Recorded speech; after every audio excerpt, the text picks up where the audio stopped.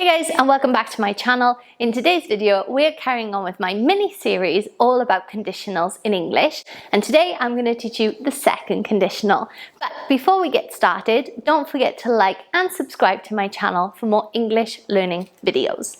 Let's get started.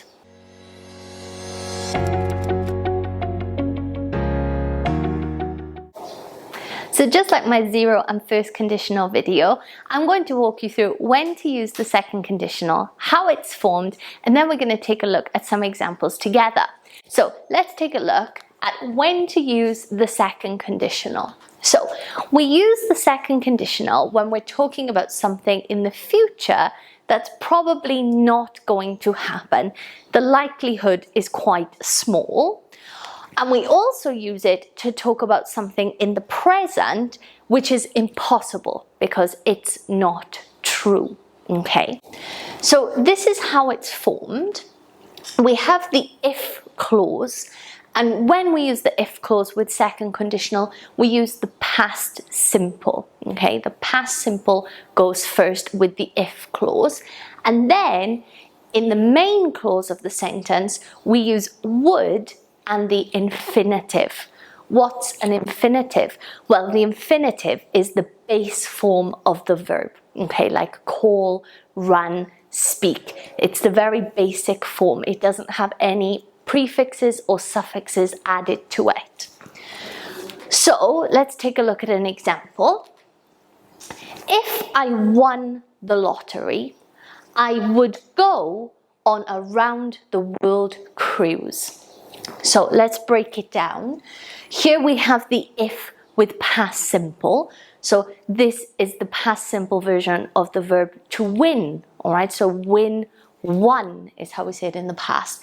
If I won the lottery, and then we have the word would, which is crucial in the second conditional, and then we have the verb in the infinitive form.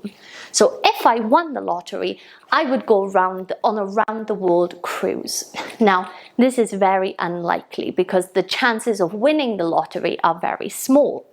Let's try another one. If I had her number, I would call her.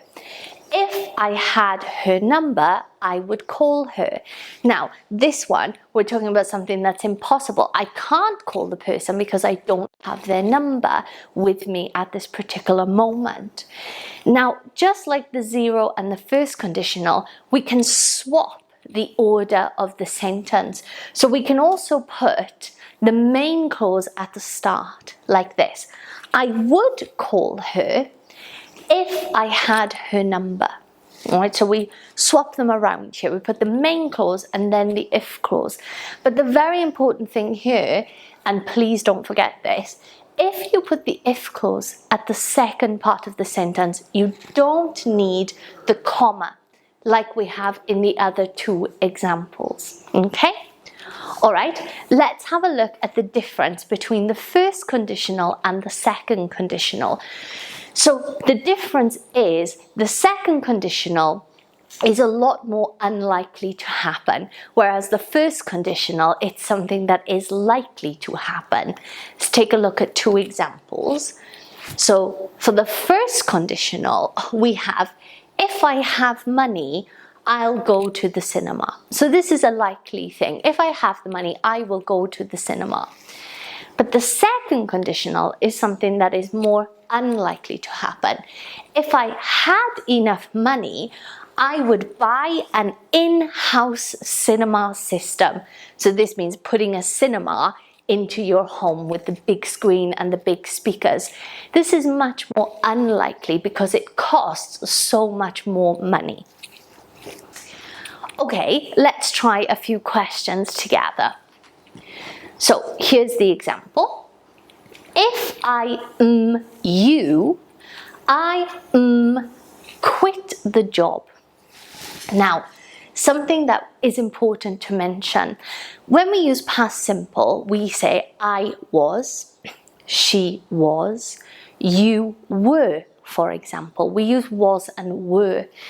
But when we use I, he, she, and it in second conditional, especially when we write. Sometimes we will use were instead of was.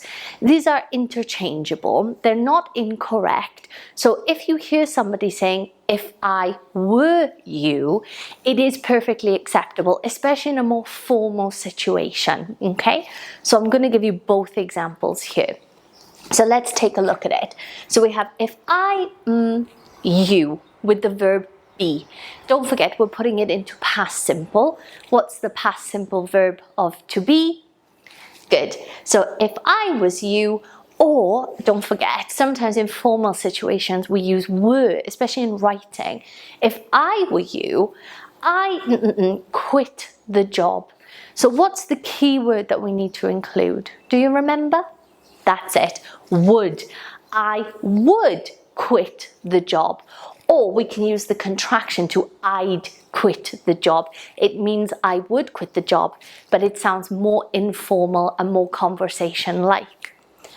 All right, let's try another one. If he not be always late, he be promoted to manager. Promoted to manager. This means to move up in his job and to earn more money and have more responsibility. So again, we have if he, and now we need the negative. All right, the past simple to be in the negative form. Do you remember what that is? Great. If he wasn't always late, and don't forget, we can also use weren't, especially in more formal situations. If he weren't always late, he, and don't forget the key word that we need. Do you remember what it is? Great. Would. He would be promoted to manager, or he'd be promoted to manager, especially if you're speaking and want to sound more native-like. Great. Let's try another one. If we live in China, I speak Chinese. All right? So if we, and don't forget we need past simple here.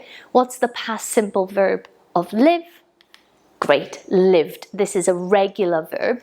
If we lived in China, I, and that keyword again, good, I'd speak Chinese, or I would speak Chinese. Excellent. Let's try another one. I travel the world if I have enough money. Now this one, we've swapped the sentence around. We have the main clause and then the if clause. So what is the key word that we're missing here? Good. I'd travel, I would travel the world if I, and don't forget we're going for the past simple, if I had enough money. Excellent. And that's the last one. Thank you very much for watching. I hope this video has helped you to learn the second conditional in English. Please don't forget to like and subscribe for more English learning videos. I'll catch you in the next one, guys. Bye.